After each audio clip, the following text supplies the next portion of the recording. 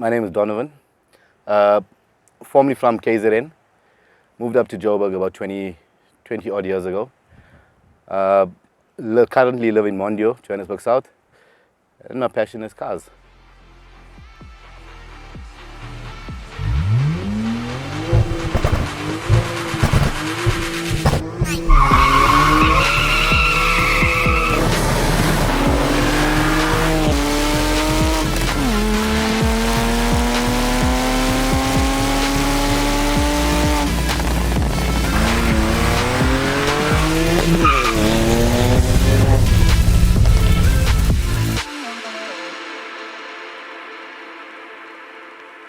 My fascination was always sound. I did that for a while and I got over it. I did the stance thing when it wasn't even a thing. I had one of the lowest BMWs around. Then I got bored with that and I said, no, let me go into speed. Went into speed for a while. That was the days of West Bank. West Bank Raceway, I raced there for a bit, got bored with that again. So then I decided that I'm actually leaving cars behind. I'm just going to go for the show and shine thing. Bought myself an E46 M3. I had I would say, one of the cleanest M3s around. Eventually it got too slow for me. So that's where this car was born. Sold the M3, bought myself a 335.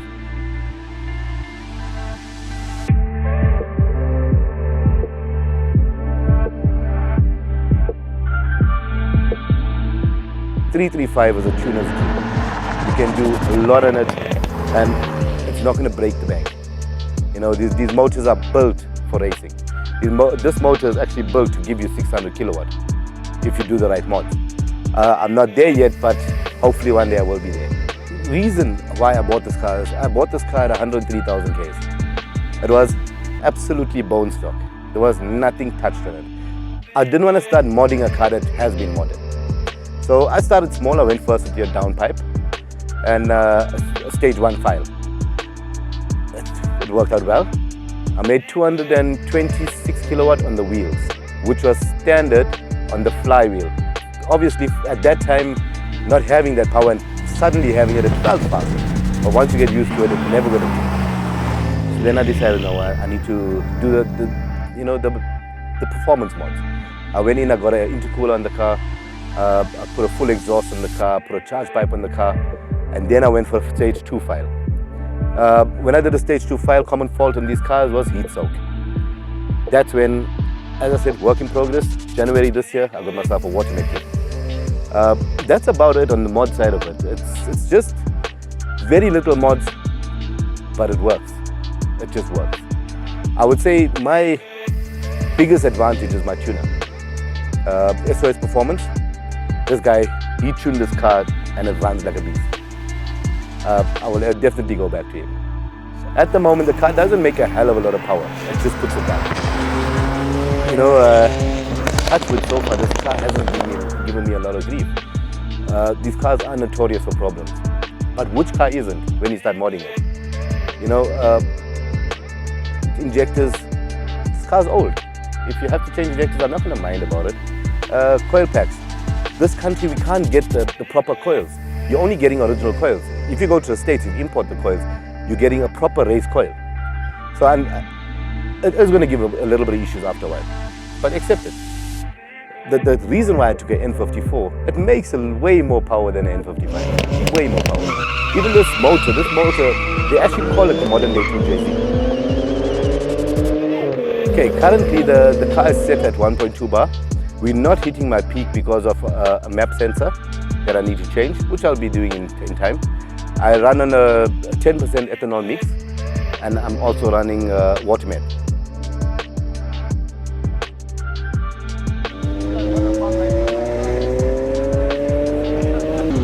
This car is at Nasdaq every single week. I race this car all the time. It has never ever let me down. I'll sometimes run 5-6 times a night. I've very rarely seen taillights. And I'm not going to lie to you. For a car that's got so little bit of mods, I've very rarely seen taillights. And I'm not racing below. I don't race below. I prefer to take on the M4s, the M3s, the cars that's actually, you know, a challenge. And I've actually shown them my taillights. Any car that you drive today, you have to maintain the car. You could be driving daily to work and back, and a water pump can break. You know, shock can break. I expect things to break because of the way I drive this car, but nothing's broken. They say if nothing's broken, don't fix it. So I'm leaving it as it is. Future plans. I've been thinking about this a lot. As I said, I'm always chasing more power. So my next step, I think, is definitely going to be hybrid turbos and a 4-bar map sensor. Once I get that done, then I'll be able to make a lot more power. A lot of guys say go for big turbo. I don't think I'm going to go for big turbo because you make more power on the top end, not at the bottom. I prefer making it at the bottom than the top. Yeah. And there was this family that came through, and I was actually nice. It was quite a good sight to see. It was a full-on family that came to watch the drags. So the sons came and said, you know, don't you want to race? I said, okay, what you got? No, we got a C63S. I'm like, okay, you know what, you're talking about a big power car against an old, you know?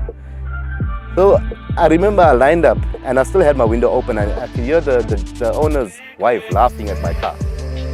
And she laughed and said, so old, and, you know, passed a few comments, and I didn't worry about it. I put my window up and I had a guy recording. When I listened to the recording after that, she turned around and said, why is that car so violent? Because I left her that C63S like you were standing still. So you know what, don't underestimate this car. It might look old, but it's here to play. As you can see, this car, it's not built for show and shine. So when I open my bonnet, I've never cleaned an engine in my life. So expect to see the worst. It's a worker. It's a worker. Yeah. It's a worker. One of the things I've done on this car is I've taken this cover off. It actually helps with heat. You don't want your coils to get hot.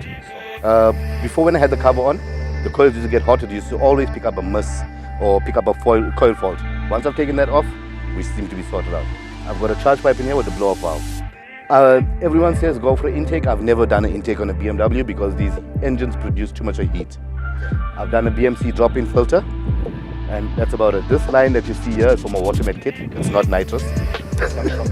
Comes from the boot that you'll see just now. The turbos in this car, the only way to see it is from the bottom. Reason being is, this motor is big. And if you see, you can't even see your downpipe. So I say to work on this car is a bit of an issue. If I want to do anything on this car, I've got to strip basically this whole top out. If I want to raise the engine to work on the turbos, I'm going to strip everything out, get a crane in here to pick the engine up, and then I can work on it. Rims, I've got a set of Emotions as 19-inch.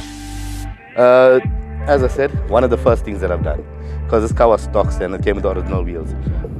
I don't know what made me take this wheel, but everybody that saw the car said it suits the car. 19-inch at the front, I'm running 235, 35, 19 at the front. At the back, I've got 265s. And I'm running Accelera. Let's just say that I'm saving up to put in Toyos because for me it's not doing it. Yeah. Straight 100mm exhaust system on this car, so it is very loud. I've got actually 3 boxes on this car, so a lot of people think it's a straight pipe. It's not a straight pipe. It's all stainless steel. Also built by SOS Performance, custom built for this car. It's my Cool Boost Watermet system, fitted by BBT. I've actually got the progressive, so it's only when it reaches like 3,000 RPM, then it comes in. But I've also got a switch in here to switch it off.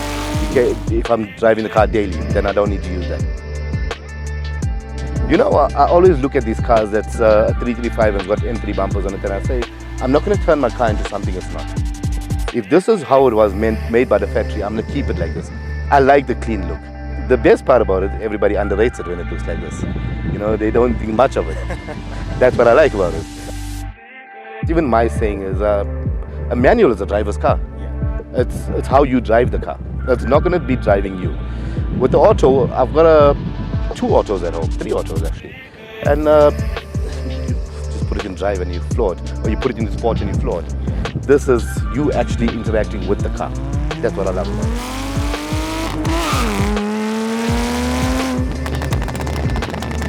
I'll be honest, it's easy to go buy a brand new car that makes a hell of a lot of power and just drive that. I'm not interested in it. This car is a journey. It's my journey. It's my journey, and it's going to take me where I want to go to. You know, what happens to this car from now on is my choice. It's not somebody sitting in Germany that's building the car and giving it to you to drive. No, I'm building this car. Usually, the video would have ended here.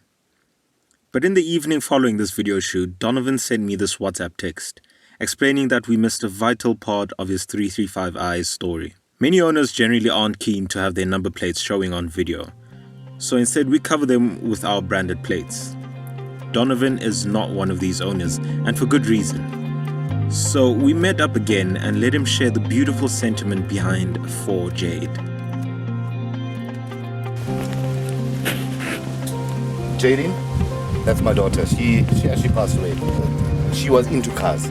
When I say it's days of West Bank, I used to take her racing at West Bank. Car shows, sound shows, she used to go everywhere. Her passion was almost identical to mine. She was actually run over by a guy that was speeding. He lost control of his vehicle, and it was in a residential area.